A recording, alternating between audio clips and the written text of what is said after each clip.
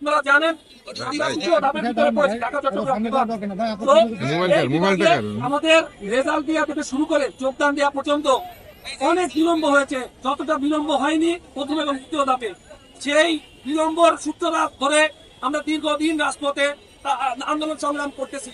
তারই ধারাবাহিকতায় গত 4 দিন ধরে আমরা প্রেস ক্লাবে অবস্থান করেছি এবং গত শুক্রবার আমাদের জানেন যে যমুনার মুখে যমুনার দিকে প্রধান উপদেষ্টা বাসভবনে আমরা যাত্রা করেছিলাম। সেখানে অপ্রীতিকর ঘটনা ঘটেছে, তার ব্যাখ্যা আমরা দিয়েছি। আজকের বিষয় আসি। আজকে কালকে হচ্ছে আমাদের প্রধান উপদেষ্টার কার্যালয়ে যাওয়ার কথা ছিল। সেখানে আমাদের বলা হয়েছে যে তোমাদের 5 থেকে 6 জনের একটি প্রতিনিধি দল তোমরা সিলেক্ট করো এবং তোমাদের 6 জনের সাথে প্রধান উপদেষ্টার সাক্ষাৎ হবে।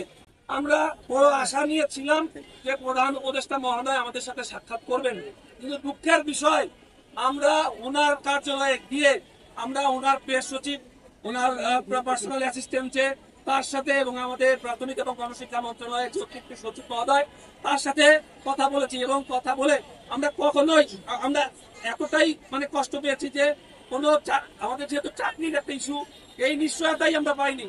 টোটালি উনি আমাদের কোনো নিশ্চয়তা দেয়নি, বরং আমাদের উনি কালকে একদিনের সময় চেয়েছিল, আজ দুপুর পর্যন্ত। সেই দুপুর পর্যন্ত সময় আমরা দিয়েছিলাম এবং আপনারা জানেন সেই দুপুর পর্যন্ত আমরা শান্তিপ্রিয়ভাবে কালকে বিকালে শহীদ মিনারের উদ্দেশ্যে রওনা হয়েছি এবং শান্তিপ্রিয়ভাবে আবার প্রেস ক্লাবে অবস্থান করেছি।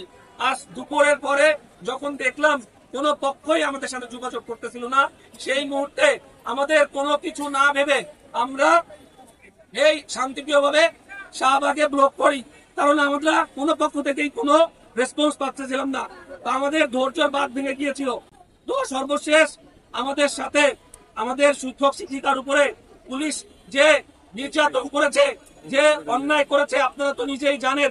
আমাদের উপরে টিয়ার শেল, আমাদের উপরে পানি এবং আমাদের নারী শিক্ষকদের উপরে নির্মম অত্যাচার করেছে, নারকীয় অত্যাচার চালিয়েছে।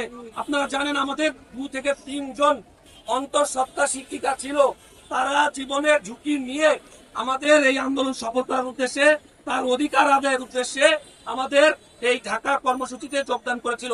আপনারা জানেন গত শুক্রবার আমাদের এক অন্তঃসত্ত্বা বোন, সে আমাদের সাথে ছিলেন, পুলিশ তাকে লাথি মেরেছে। আমরা এর তীব্র নিন্দা জানাই এবং আজকে যে পুলিশ আমাদের সাথে যে আচরণ করেছে তার তীব্র নিন্দা জানাই। এখন আমি আমাদের পরবর্তী কার্যক্রম আলটিমেটাম আমি এখন ঘোষণা করব। আলটিমেটাম নাম্বার 1 হচ্ছে আমাদের দাবি না আদায় হওয়া পর্যন্ত আমরা স্থান ত্যাগ করব না।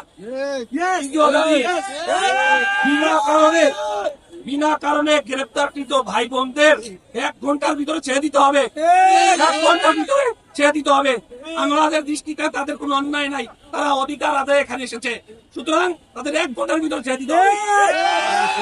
তারপরে পুলিশ কর্তৃক মেয়েদের গায়ে হাত দিয়েছে, এটা তীব্র নিন্দা জানাই।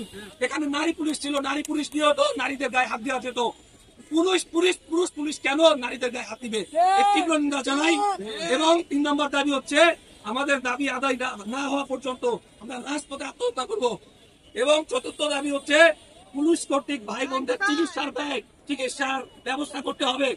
5ম দাবি হচ্ছে যেহেতু এই সরকার আমাদের সুপারিশ করেছে, আমাদের তো বলিনি যে আমাদের সুপারিশ করেন, এই বৈষম্যবিরোধী সরকার যেহেতু আমাদের সুপারিশ করেছে, এই বৈষম্যবিরোধী সরকার আমাদের আবার কেন অধিকার নিয়ে যাচ্ছে? যেহেতু তারাই সুপারিশ করেছে, আমরা তো এখানে ভিত্তিম না, আমরা তো এখানে বলিনি সুপারিশ করতে, তারাই যেহেতু সুপারিশ করেছে, সেহেতু আজ কেন আমরা রাজপথে, আমাদের এই রাজপথ কেন রক্তাক্ত করলো, এর বিচারটা জবাব চাই আমরা মূলত।